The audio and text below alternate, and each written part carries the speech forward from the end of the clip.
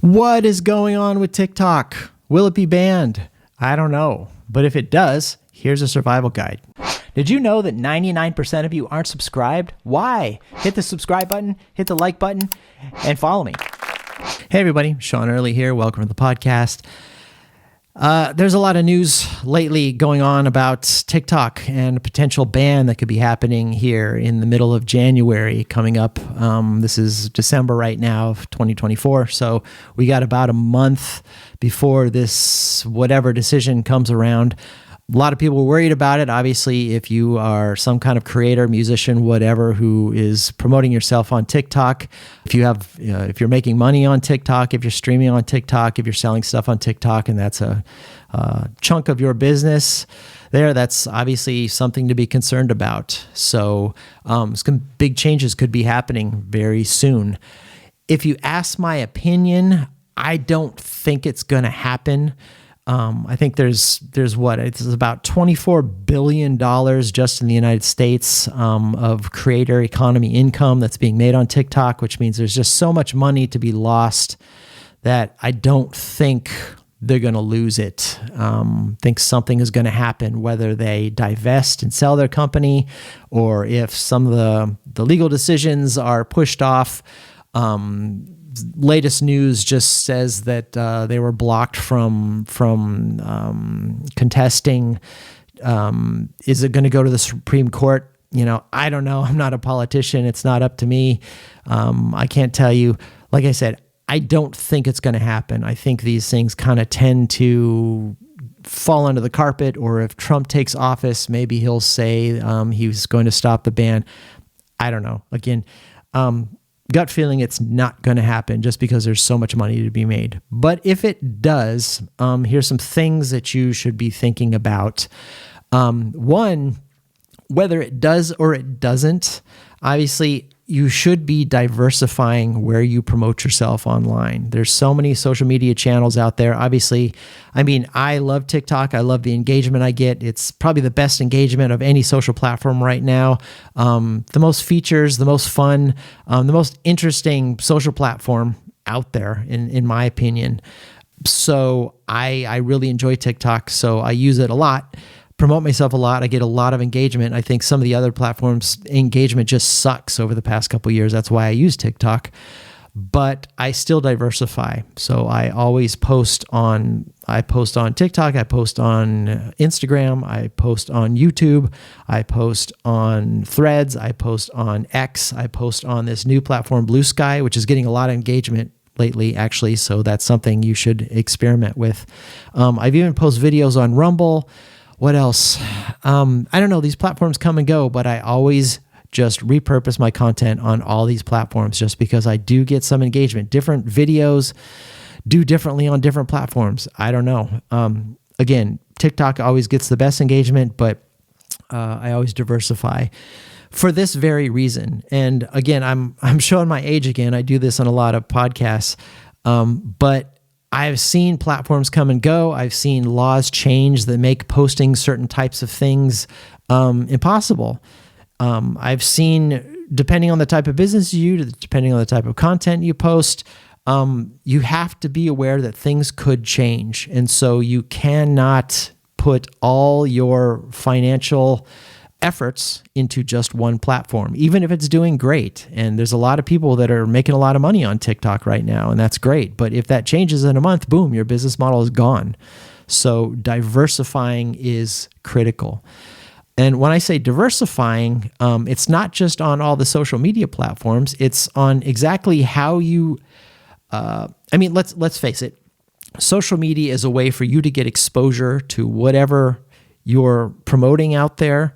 Whether it's your music or whether it's your creative stuff or whether it's your personality or provide a product or service that you're trying to get exposure to so people buy your products or people advertise with you or people hire you for some kind of service or whatever, whether they buy your albums. You're using social media to get exposure so they come to you to engage with you. And the way that gets the most bang for the buck, obviously, is to use all these social media channels. I mean, if you're streaming and you're making money on the platforms, that's one thing. But again, you should be using Twitch. You should be using, you should be on Discord, all these kind of places, based on who your audience is. You should be out there promoting on all these channels. But ideally, the way the best sort of model in the way this external promotion works is you want to use all these social media channels to get attention, to drive back to you so that you can somehow control the users that are interested in you.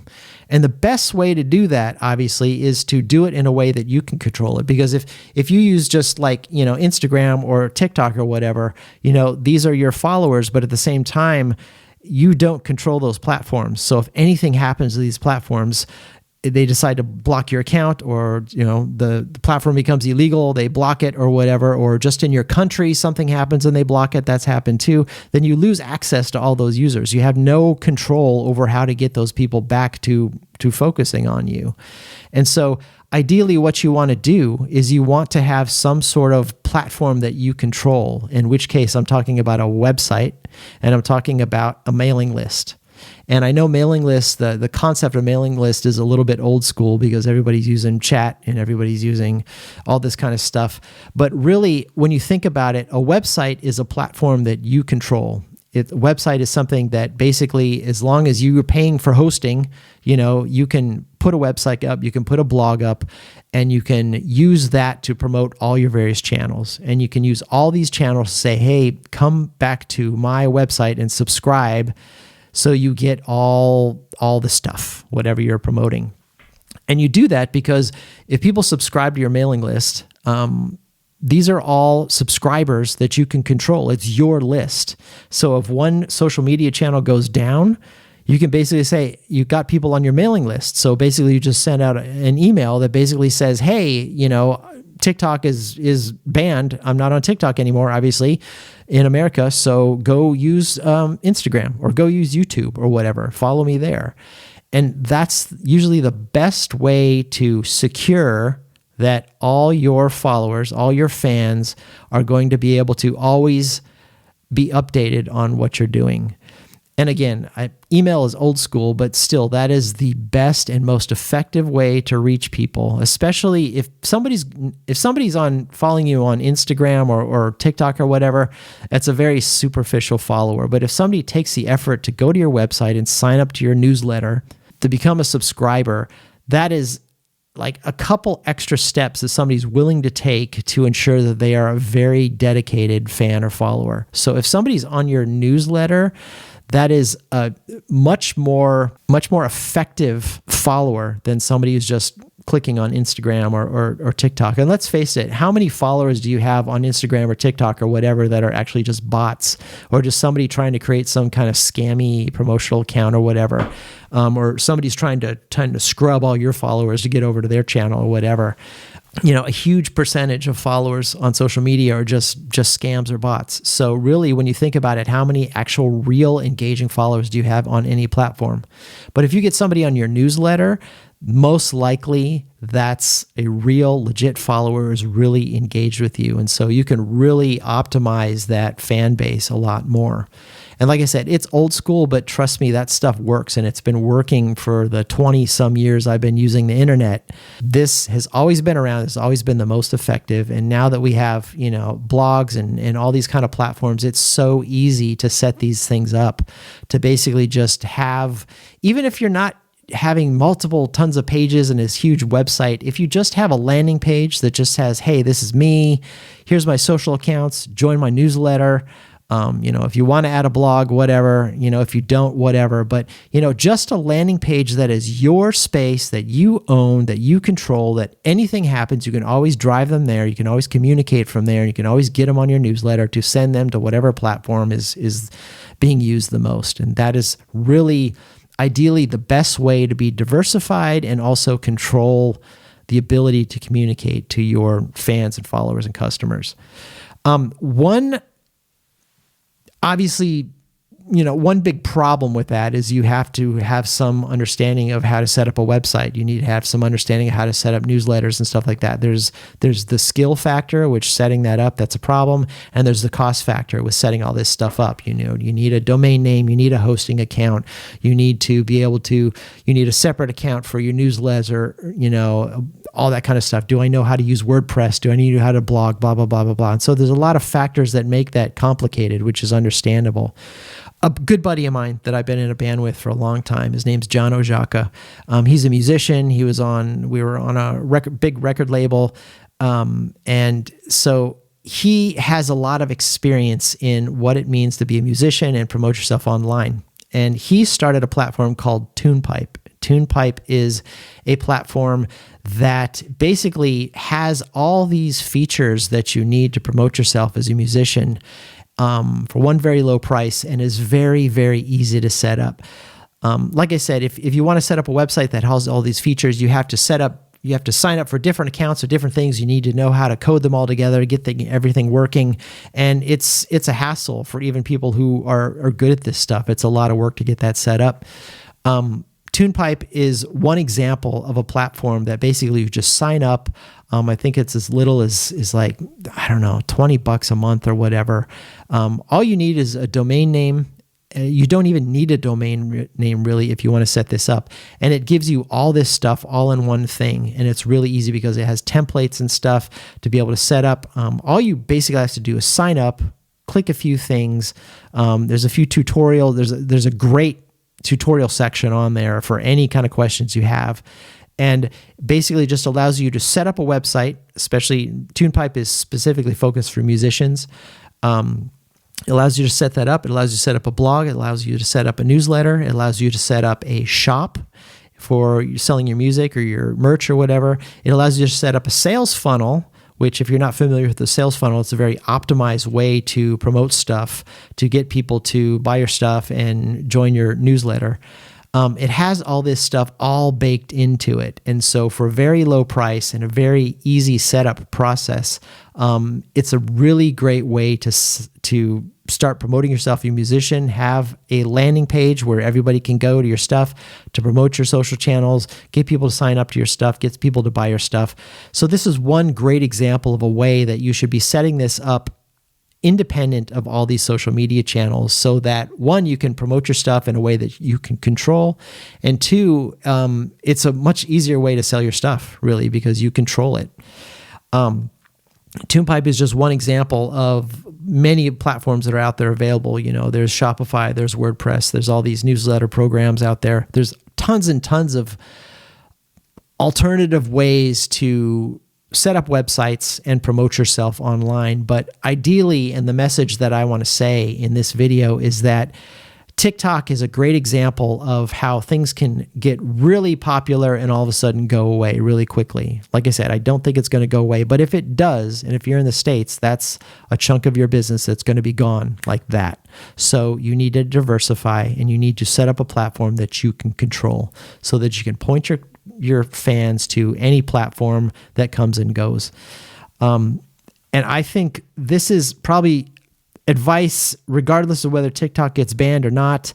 This is something you should be doing as a musician. I've been setting up my own websites and things for forever, primarily for this reason. Like, I didn't start off saying I want to be a web designer, or I want to be a graphic designer, or I want to be a technology consultant. I set this up because I was a musician and I needed a website, basically. And so I taught myself how to do all this stuff so that I could be independent of needing other people, or needing record labels, or needing all these other platforms and relying on them to promote myself. And so in a way, I became a marketing person because as a musician, I needed to have these skills.